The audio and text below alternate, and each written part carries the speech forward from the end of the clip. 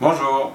Aujourd'hui, on tente une expérience pour voir ce que ça nous apporte, ce que ça procure, et cette expérience, c'est manger en silence.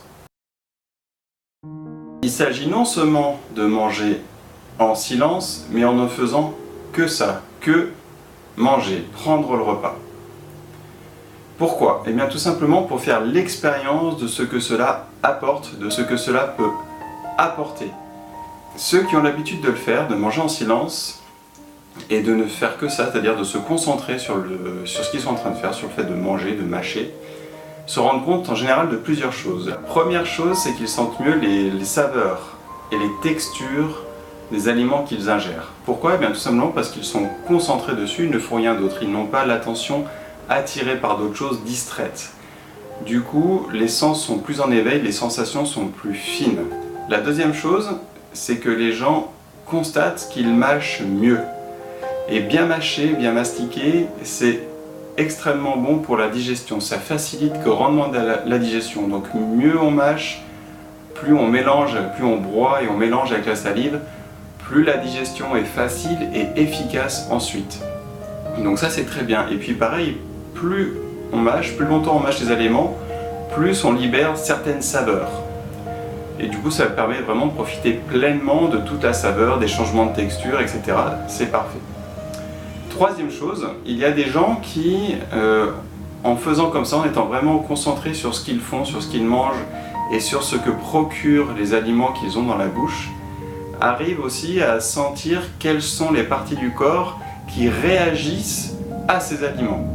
Ça peut paraître étonnant et pourtant, notamment dans la médecine chinoise, certains produits alimentaires qui sont utilisés dans ce qui est appelé la pharmacopée, donc la pharmacie chinoise, ciblent particulièrement des parties du corps, ou en tout cas des systèmes dans le corps, et amènent des sensations particulières. Il semblerait que certaines personnes, en étant vraiment focalisées, concentrées sur le fait de manger et sur ce qu'ils mangent, arrivent à sentir cela. Et c'est certainement comme ça, ou en partie comme ça, que la médecine chinoise a été développée sur l'utilisation des plantes. La quatrième chose, c'est que quand on mâche plus longtemps, quand on mange un peu plus lentement, parce que du coup ce processus d'observation permet de ralentir aussi le rythme de la prise de nourriture, eh bien on arrive plus rapidement à un sentiment de satiété et du coup on mange une quantité d'aliments qui est plus proche de nos besoins et on évite la suralimentation. On va parler maintenant un peu des difficultés qu'on peut rencontrer, surtout si vous n'êtes pas habitué à manger en silence. Vous serez tenté d'allumer la radio, de discuter avec les personnes qui sont en face de vous, si vous êtes avec quelqu'un, au cours de ce repas, de faire tout un tas de choses, de penser à autre chose, enfin voilà, tout ça. Ça peut être difficile, je le sais. Ceci étant, faire l'exercice au moins une fois vaut le coup, et éventuellement une fois par jour. Le petit déjeuner peut être un très bon moment pour le faire. Il y a beaucoup de personnes qui n'aiment pas discuter, qui n'aiment pas échanger pendant le petit déjeuner, voire même qui aiment le prendre seul. Et bien c'est parfait, vous pouvez le faire en éteignant la radio. Moi c'est ce que j'ai fait aujourd'hui, du coup, j'allais dire c'est ce que je fais régulièrement. Non, c'est ce que j'ai fait aujourd'hui. Il m'arrive de prendre aussi le repas de midi seul en silence. Souvent j'ai tendance à faire quelque chose d'autre en même temps.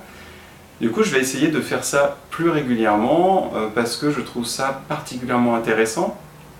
Et en plus de tout ça, j'ai l'impression que ça permet de se recentrer sur soi, sur ses sensations propres, parce qu'on parle des sensations là, vraiment liées au fait de se nourrir. Mais j'ai l'impression que ça invite aussi à prendre plus conscience de toutes les sensations dans son corps, du coup vraiment à se recentrer. Et notamment au petit déjeuner, c'est super intéressant parce que ça permet de préparer la journée tranquillement. On attaque la journée centré, serein, et je trouve ça très agréable. Je pense finalement ça apporte à tous les repas, c'est-à-dire que si on le fait à midi, ça doit permettre de nous recentrer aussi, pareil, peut-être de nous calmer, de nous refocaliser. Et le soir, de laisser tomber toute la pression et pour pouvoir passer une bonne nuit derrière parce que justement calmer, recentrer sur soi et la nuit est très propice à ça, c'est un retour sur soi et voilà, la nuit c'est pour soi. C'est bizarre dit comme ça, c'est pas grave. Voilà, j'arrête là pour aujourd'hui, je vous remercie d'avoir regardé la vidéo et je vous souhaite une très belle journée. Salut!